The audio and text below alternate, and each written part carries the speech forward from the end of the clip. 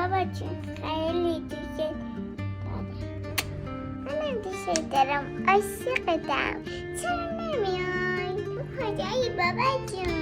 خیلی عاشقتم. ولی نمیای با هم بازی کنیم، شادی کنیم؟ نمیای؟ خیلی عاشقتم. بابا جون میرم. بابا جون کجاست؟ من دیگه ندارم بابا جونو.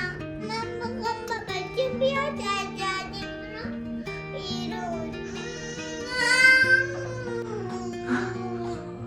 بابا جون رفته تو آسمونا، رفته پیش خدا. من از من بیا بیرون. نمیتونه بیاد، نمیتونه دیگه برگرده.